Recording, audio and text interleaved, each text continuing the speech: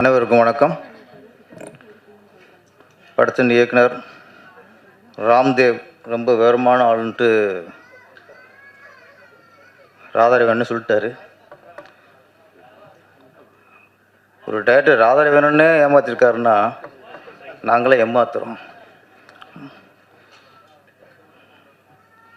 என்னோடய அசிஸ்டண்ட்டு முரளி அவரோட ஃபோன் பண்ணி, சார் இது மாதிரி ராம்தேவன் டைரக்டரு படத்தில் நடிக்கணும்னு கேட்குறாங்க சார். ஓகே, புது எத்தனை நாளுன்னு கேட்டு நான் ரொம்ப கம்மியாக இருந்துச்சு. இப்போ ரொம்ப நாள் கம்மியாக இருக்குது, இதில் என்னத்தை நடிக்கிறது ஒன்று வேணான்ட்டேன். அப்போ திருப்பி முரளி பேசினார், நேராக வந்து லைன் சொல்கிறோம்னாரு. சரி ஓகேன்னு லைன் கேட்டேன். கதை கேட்கல, பிகினிங்கே சொன்னார், டாஸ்மாக் போறிய? சரி, டாஸ்மாக் போ. ஓகே, பாட்டில் வாங்கி குவார்ட்ரு வாங்குறிய?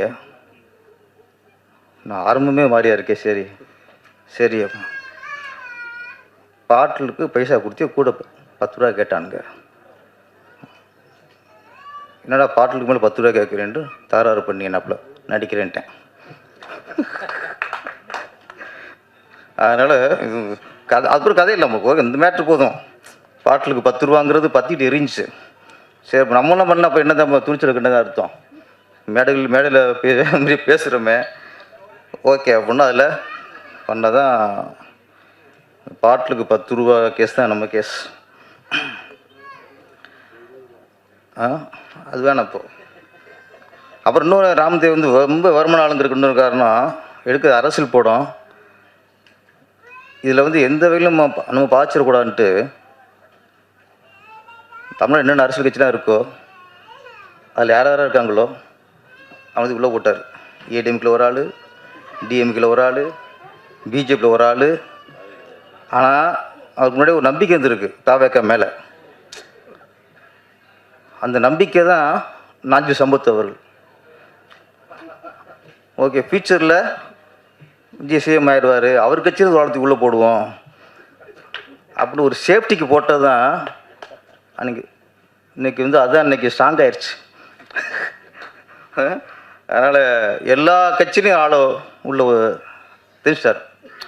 ஒரு டைரக்டருங்கிறது கொஞ்சம் அந்த விவரமான ஆளுங்கிறது தான். ராதாரவி சாருக்கு அவருக்கு சம்பளத்தை குறைச்சாருன்னா நமக்கு சம்பளத்தை கொடுக்குறே பெரிய விஷயம் இல்லை. ஆனால் கொடுத்துட்டாரு. என்ன சொன்ன நாட்களோட கொஞ்சம் கம்மி பண்ணிட்டார்.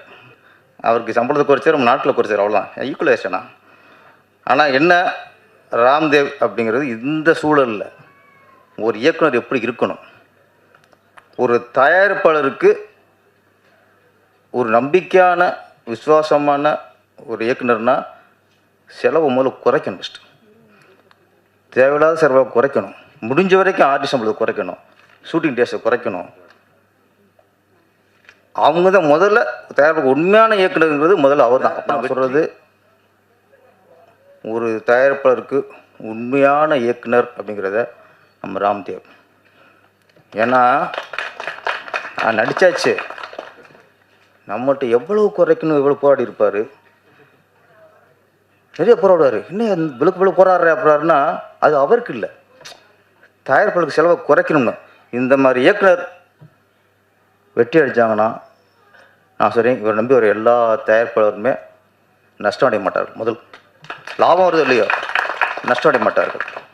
அந்த வகையில் கவிதாலயா சரவணன் அவர்கள் சார், அப்புறம் அவர் நான் பேசியிருக்கேன் சரவணன் சார்கிட்ட. அவர் சொன்னார், இந்த படத்தை பொறுத்த வரைக்கும் கவிதாலயா சரவணன் அவர்கள் தயாரிப்பாளர் இல்லை, ஒரு மனிதநேயமில் ஒரு மனிதனாக தான் உள்ள வந்திருக்கார். ஏன்னா அவர் சொன்ன வார்த்தை, சார் நான் வந்து இந்த படத்துக்கு கதை கேட்டோ நான் உள்ளே வரல சார். அப்படி இதுக்கு வந்தார், அவ்வளோ நடிக்கிறார் நினச்சேன், அதுவும் இல்லை. இதில் முதலீடு பண்ணி பெரிய சம்பாதிக்க நினச்சாரா, அதுவும் இல்லை. ஒன்று சொன்னார் சார், ராம்தேவ் வந்தார், இந்த மாதிரி படம் ஆரம்பிச்சிருக்காரு, 11 போச்சு. அப்போ ஒரு இயக்குனர் அவர் லட்சியம் இந்த படம், அதில் 11 வச்சு ஒரு இயக்குனருக்கு நம்ம ஒரு பெரிய செலவு, அவர் பற்றி பெரிய செலவு இல்லை, ஓகே ஒரு அமௌண்ட் கொடுத்து அவர் லட்சியம் நிறைவேற்றுங்கிறதுக்காகத்தான் இந்த படம் பண்ணாரே தவிர கதைக்காக இல்லை. அப்போ ஒரு இயக்குனராக நாங்களும் அப்படி அடிபட்டு முந்திவிட்டு வந்தவங்க தானே. ஒரு தயாரிப்பாளர் வந்து ஒரு டேரக்டர் பாதியில் படம் வச்சுட்டு கை கொடுக்கும் கை அவர் கவிதாலயா சரவணன் சார். நன்றி சார், நம்ம எங்கள் இயக்குனருக்கு உண்மையாக சப்போர்ட் பண்ணியிருக்கீங்க. அப்போ வந்து அரசியல் படங்கிறது இப்போ லியா சார் வந்து லிஸ்ட் நிறையா போட்டார். நிறைய நிறைய நிறைய பட்டிருக்கீங்க போல இருக்கு.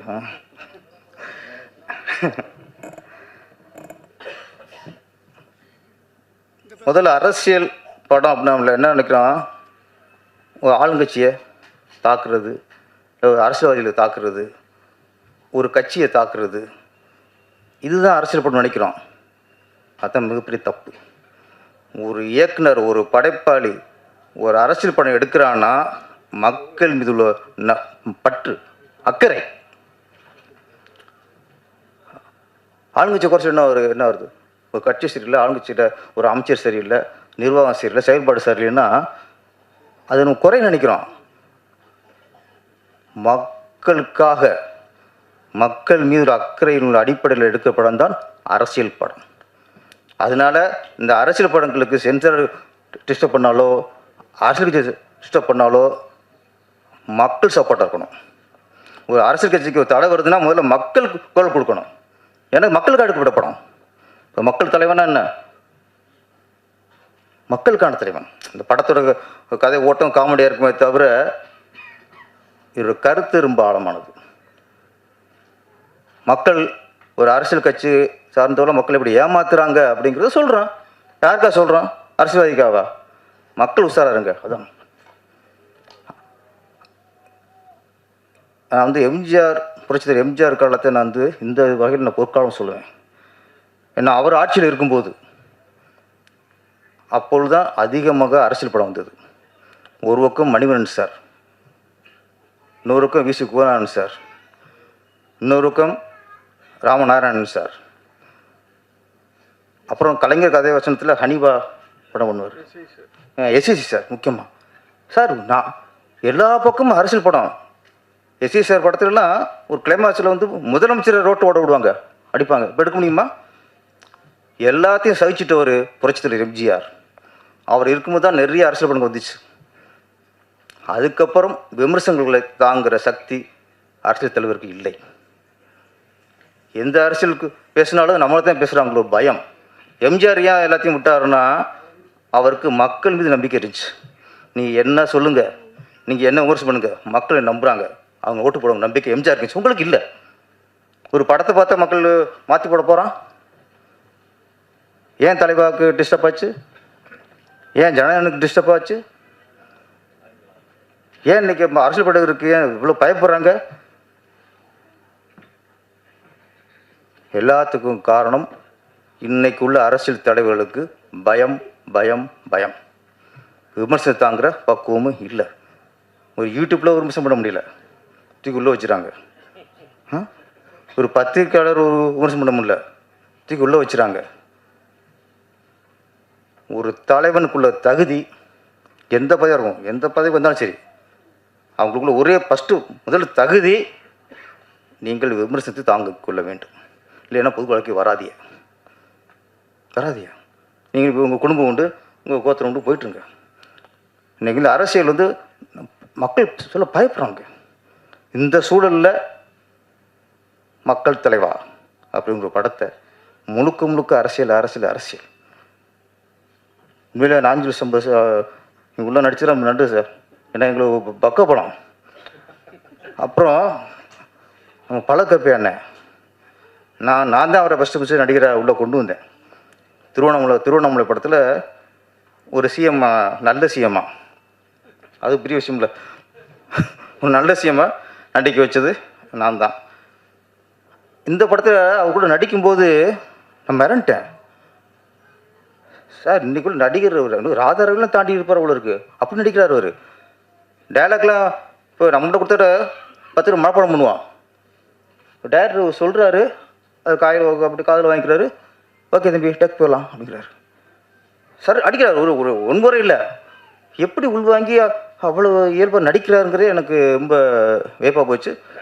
அவரோட ஒரு சீன் நான் சும்மா பின்னாடி உட்காந்துருக்கேன். ஃபுல்லாக அவரும் டைலாக்கு. என்ன பார்த்தாரு, டேரக்டர் கூப்பிட்டாரு. ஏப்பா இவ்வளோ டேரக்டர் கூட உட்கார வச்சுருக்கோம், டைலாக் இல்லை என்னாப்புல. இப்போ நான் சொன்னேன், இல்லை சார் இந்த இதில் நீங்கள் தான் பேசணும், நான் பேசக்கூடாது. அப்படியா? அவருக்கு நான் ஒரு டைலாக் இல்லாமல் உட்காருது அவருக்கு உறுத்துது. நான் அந்தளவுக்கு இன்றைக்கி நான் சம்பத் சார் பள்ளக்கருப்பையா அண்ணன் நல்ல அரசியல்வாதிங்கிறத விட மிகப்பெரிய நல்ல நடிகரான உருவாயிருக்கார். நீங்களும் வந்துடணும். அப்படி நீங்கள் அரசியல் நம்பி இருக்காதீங்க, எப்போ கால் வரும் தெரியாது. உங்களுக்கு ஆனால் சினிமா கை கொடுக்கும். உங்களுக்கு இந்த கட்சியிலன்னா எந்த கட்சியும் நம்மளுக்கு வந்து நிரந்தரம் இல்லை. அதனால் சினிமா நிரந்தரம் சார். பள்ளக்கருப்பையா அண்ணனுக்கு எங்கள் சினிமா நிரந்தரம், தொடர்ந்து வாய்ப்பு கொடுக்கும். நாஞ்சி சம்பத் சாருக்கு தொடர்ந்து எங்கள் சினிமாவில் உங்களுக்கு நாங்கள் வரவேற்போம். அதனால் நீங்கள் அரசியல் நம்புகிறத விட எங்கள் சினிமா நம்புங்க. நாங்கள் அவருக்கு பிஆர் நாங்கள் அனுப்புகிறோம், மேனேஜர் அனுப்புகிறோம், நிறையா வச்சுருக்கோம். சினிமா தான் சார் உங்களுக்கு இனிமேல் உங்களுக்கு சரி பள்ளக்கருப்பையா அண்ணனுக்கும். ஏன்னா மக்கள் தலைவருக்கு அப்புறம் பாருங்கள், நீங்கள் வந்து மிகப்பெரிய நடிகராக வந்துடுவீங்க, பிரபல நடிகராகிடுவீங்க. அதுக்கு நீ தனியாக கட்சி ஆரம்பிக்க நாங்கள் வரோம். நன்றி, வணக்கம்.